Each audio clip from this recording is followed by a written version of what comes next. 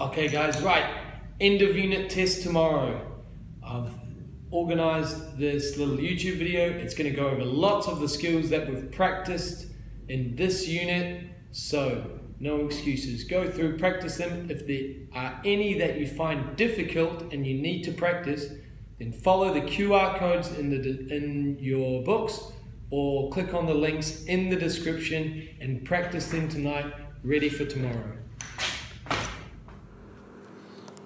Alright, one of the first skills we looked at in this unit was looking at decimal numbers, how to change those into fractions, and how to change fractions into a decimal number.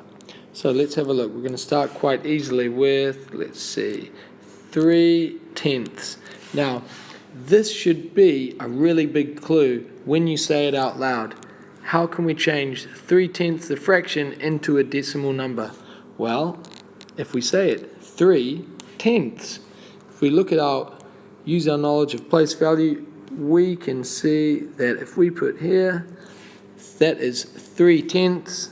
We need the placeholder, so we'll put our 0 there, and there we go. 3/10 is equal to 0.3. Now, if we continue with that, and we think about, let's see, 49 hundredths. We want to find that as a decimal number. Now again, if I say it out loud, 49 hundredths, it gives me a really big clue. Now I can't fit 49 hundredths in the hundredths column here, so what I need to do is the 9 will go here, the 4 is here, so that is now 49 hundredths. I need a 0 as a placeholder, so 49 hundredths equals 0.49. And lastly, let's think about 455 thousandths. Now, I don't have a thousandth column here, so what I'm going to do, I'm going to draw that in there, put a TH for thousandths. Okay, 455 thousandths. Let's have a look. That is 455 thousandths is the same as 0.455 as a decimal number. What about changing a decimal number into a fraction? Let's see, if I have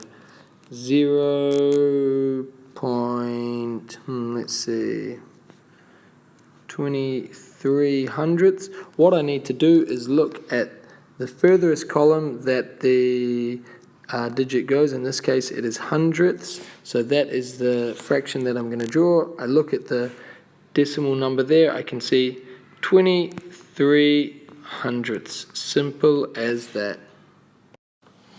Okay, the next skill we looked at was ordering ordering decimal numbers. So let's have a look at the decimal numbers on the right. We have 0.36, 0.32, 0.29. Now, if you use your knowledge of place value, again, it will help you. Let's put those numbers in here. 0.36, 0.32, and 0.29. Now, I want to look at the column which has the most value first. So if I look at my units, they are all 0. So I'm now going to look at the next column.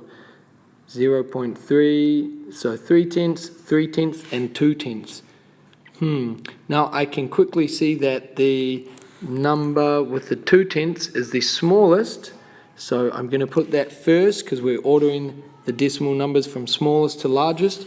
But I had the same there with 3/10 and 3/10. So I now look at the next column, which is the hundredths.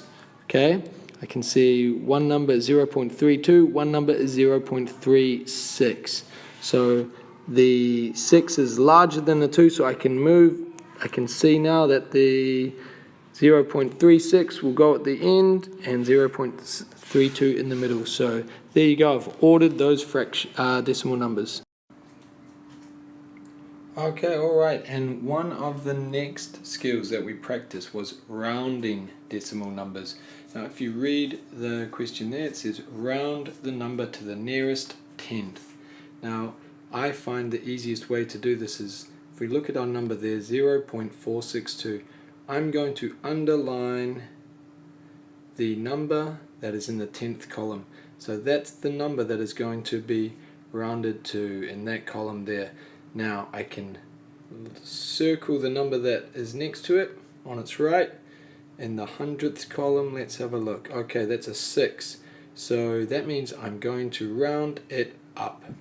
So 0.462 rounded to the nearest tenth would be 0.5. Okay, nothing too tricky about that. Now if I try another one here, let's see. 0.23 rounded to the nearest tenth. I can do the same thing again, right? The 2 is in my 10th column, so I'm going to underline that. That's the number that is going to be rounded. Let's have a look. This is the digit in the column to the right in the hundredths column.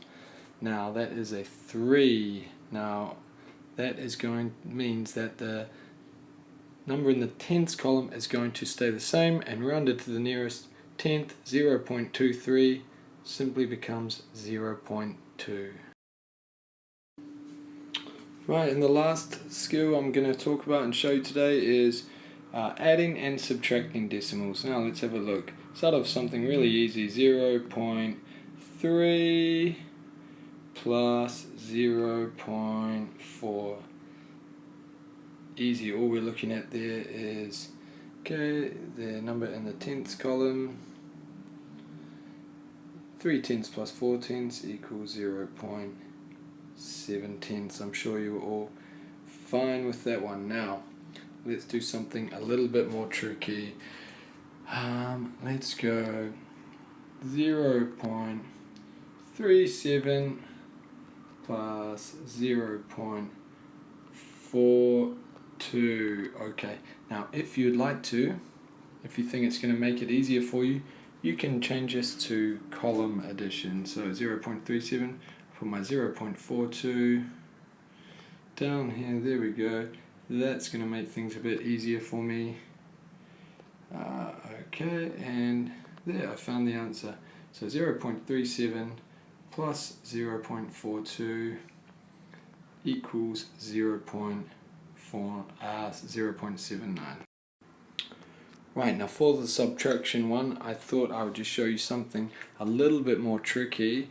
Here we go, we've got 0.85 take away 0.732.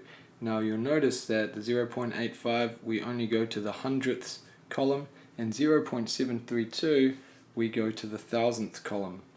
So here's what I'm going to do. I'm going to make things a bit easier for myself and add a 0 here in the thousandths column.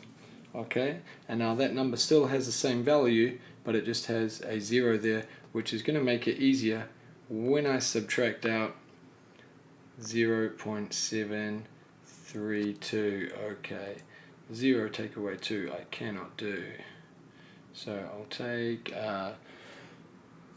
10 hundredths and shift that to my thousandths column. Sorry, 100ths and shift that to my thousandths columns. Now it gives me 10 thousandths, take away 2 thousandths, 8 thousandths, 4 hundredths, take away 3 hundredths, 1 hundredths, 8 tenths, take away 7 tenths equals 1 tenth, and my 0 as a placeholder, 0.118. So there you go.